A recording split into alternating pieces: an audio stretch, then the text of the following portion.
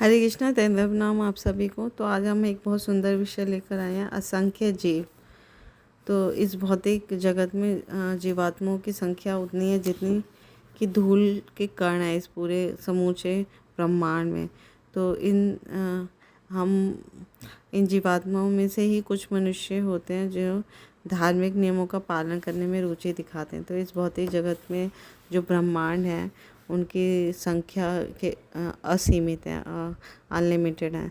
तो हम सभी जानते हैं भगवद गीता में, भागवतम में भगवान स्वयं बताते हैं कि कारणोदक्षाय विष्णु में जो कारणोदक्षाय विष्णु है, जो महाविष्णु, उनके श्वास प्रश्वास से अनगिनत और सदा अनेकों अनेक ब्रह्मांड निकलते रहते हैं और जैसे वो सांस अंदर लेते हैं वो ब्रह्मांड उनके भीतर चले जाते हैं।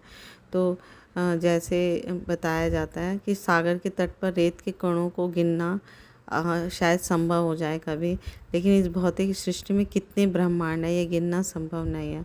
और हर ब्रह्मांड में असंख्य असंख्य जीव होते हैं। तो आप इतना ज़्यादा हम सोचने की बजाय अगर हम अपने ही बालकनी में, गार्डन में देखें, तो छोटे से गार्डन या छोटे से तालाब में देखें तो उसमें ही असंख्य हमें जीव जंतु मिलते हैं। तो सारे जीव जो हैं अपने अपने कर्मों के अनुसार सारे ब्रह्मांड में घूम रहे हैं। कुछ उच्च ग्रह मंडल में जाते हैं, कुछ निम्न ग्रह मंडलों में जाते हैं, जैसे उन्होंने कर्म किए हैं। जैसे करोड़ों भटक रहे जीवों में कोई एक अत्यंत भाग्यशाली होता है जो जिसे भगवान श्री कृष्ण की कृपा से एक गुरु प्राप्त होते हैं, प्रामाणिक गुरु प्राप्त होते हैं। और फिर भगवान कृष्ण और गुरु दोनों की कृपा से ऐसा व्यक्ति जो होता है वो भक्ति लता रूप को प्राप्त करता है।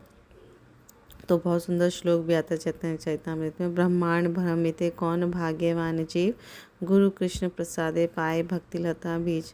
तो मध्य लीला का 19वें अध्याय का ये श्लोक है 151। तो इसमें बताया गया कि असंख्य जीवों में है ना, जो ब्रह्मांड में घूमते रहते हैं, वो घूमते हैं और अनादिकाल से घूम रहे हैं। उनमें कोई विरला ही भाग्यशाली होता है, अत्यंत भाग्यशाली होता है जिसके ऊपर गुरु और कृष्ण की कृपा होती है। तो उस व्यक्ति को ही भक्ति लता प्राप्त होती है। तो 84 लाख योनियों में कर्म अपने अपने कर्मों के अनुसार कुछ ही जीवों को मानव योनि मिलती है। और मानव योनि भी 4 लाख प्रकार के होते हैं, जिनमें आध्यात्मिकता में रुचि बहुत कम विरले लोगों को ही होती है। तो विष्णु पुराण में बताया गया है कि जल में रहने वाले जीव जो हैं वो 9 लाख प्रकार के हैं, और वृक्ष और पौधे जो हैं वो 20 लाख प्रकार के हैं, और कीड़े और सरीसृप सांप आदि जो हैं वो उनकी योनियां हैं 11 लाख प्रकार के, और पक्षियों की 10 लाख प्रकार के, और चौपाएँ जो 4 पैरों से चलते हैं वो 30 लाख प्रकार के हैं, और मनुष्य जो हैं वो 4 लाख प्रकार के हैं। तो सारे टोटल 84 लाख योनियों में सिर्फ 4 लाख प्रकार के मनुष्य हैं। हम देखते हैं हमारे आसपास भी अलग अलग मानसिकता वाले, अलग अलग है ना सोच वाले, अलग अलग दिखने वाले सब अलग अलग 4 लाख प्रकार के हमें टोटल मनुष्य पूरे विश्व में मिलेंगे। उनमें बहुत विरले होते हैं जो धार्मिक पथ को ग्रहण करते हैं, और धार्मिक पथ में भी सही मार्ग को सिर्फ और सिर्फ मुक्त पुरुष, बहुत उनमें हजारों में ही कोई मुक्त पुरुष होता है, और मुक्तों में से बहुत विरले जो होते हैं वो सिद्धि को प्राप्त करता है या भगवान को जान पाता है।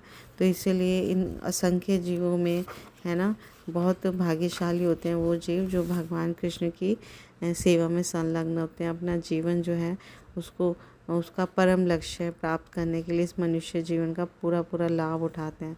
तो अगर हमें मनुष्य जीवन मिला है इस ब्रह्मांड में इतने असंख्य जीवों में, तो हमें उसका लाभ उठाना चाहिए, इस अवसर का लाभ उठाना चाहिए और अपने आप को भगवान की भक्ति में संलग्न करना चाहिए।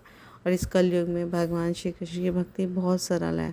जब हम मुख और जीवा से उनके पवित्र नामों का जप करते हैं, हरे कृष्णा कृष्णा कृष्णा हरे हरे, हरे राम राम राम हरे हरे, तो हम भगवान को बहुत सरलता से प्रसन्न करते हैं और अपनी भक्ति लता बीज को आगे बढ़ाते हैं, भक्ति में प्रगति करते हैं। Thank you so much. Guru Maharaj की जय, श्री प्रभुपाद की जय।